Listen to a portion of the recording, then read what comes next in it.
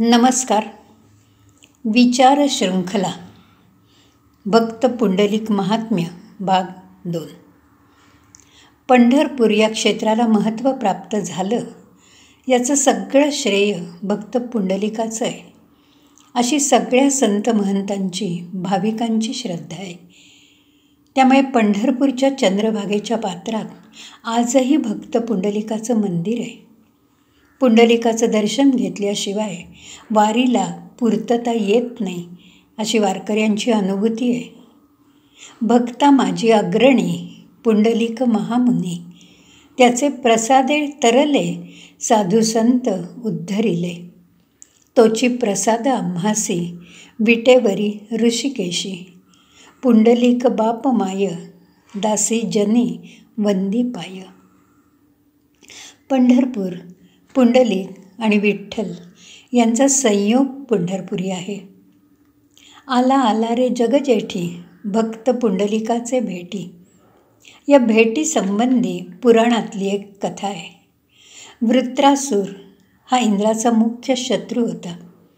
या वृत्रासुराने आपल्याला इंद्रपद मिळावं म्हणून कठोर तपश्चर्या केली. याला 3 तोंडं होती. आपलं इंद्रपद जाईल या भीतीने वृत्रासुराची 3ही तोंडं इंद्राने आपल्या वज्राने तोडून टाकली. मरते समयी वृत्रासुराने इंद्राला शाप दिला की तो दिंडीरवनात म्हणजे आत्ताच्या पंढरपुरी वीट होऊन पडेल. हा शाप ऐकून इंद्राला कमालीचा शोक झाला. त्याला भीती वाटली आणि इंद्र विष्णूला शरण गेला. विष्णूंनी इंद्राला अभिवचन दिलं आणि उद्धाराचा मार्ग सांगितला. विष्णू स्वतः विठ्ठल होऊन पुंडलिकाच्या आश्रमात आले आणि वीट होऊन पडलेल्या इंद्राचा आपल्या पदस्पर्शाने त्यांनी उद्धार केला.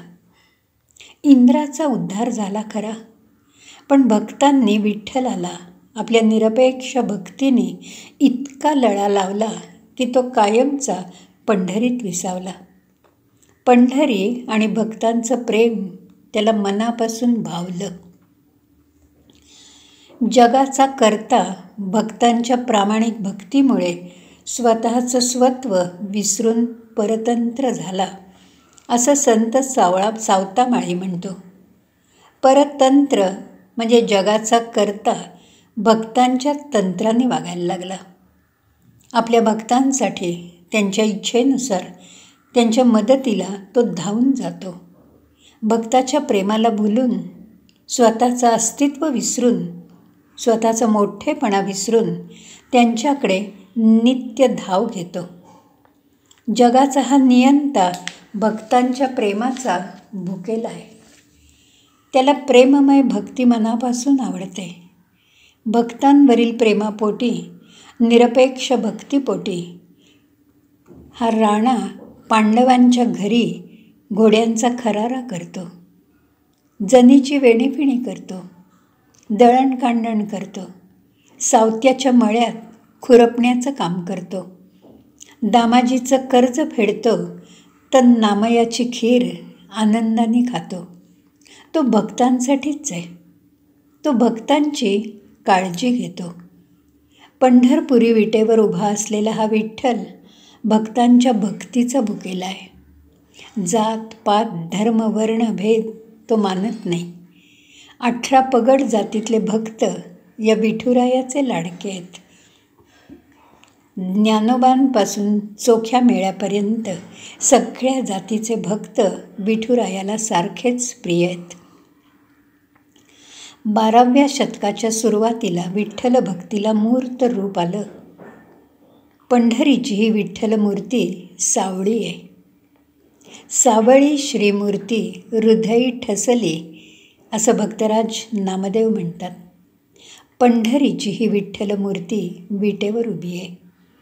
तिच्या डोक्यावर उंच कंगोरेदार मुकुट आहे. यालाच शिवलिंग असं म्हणतात. कानी मकर कुंडल, गळ्यात कौस्तुभ मण्यांचा हाळ, दंडावर बाजूबंद आहेत.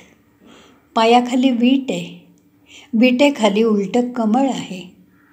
विठुरायाचं हे ध्यान अतीव सुंदर आहे. प्रत्येक भेटीत त्या मूर्तीतलं नवनवं सौंदर्य मनाला भावतं. या सौंदर्याचं वर्णन करताना चारही वेद मुके होतात. तुकाराम महाराज असं म्हणतात, सुंदर ते ध्यान उभे विटेवरी, करकटावरी ठेवूनिया. हा तुकोबांचा लोकप्रिय अभंग मन एकाग्र करून डोळे मिटून शांतपणे ऐकला तर स्वतःचा विसर पडतो. आनंदले मन प्रेमे पाझरे लोचन या भावावस्थेत आपण जाऊन पोचतो. विठूची सगुण भक्ती करता करता तुकोबांच्या अंतरंगी जी विठूची मूर्ती कोरली गेली त्याचं वर्णन तुकोबा या अभंगात करतात.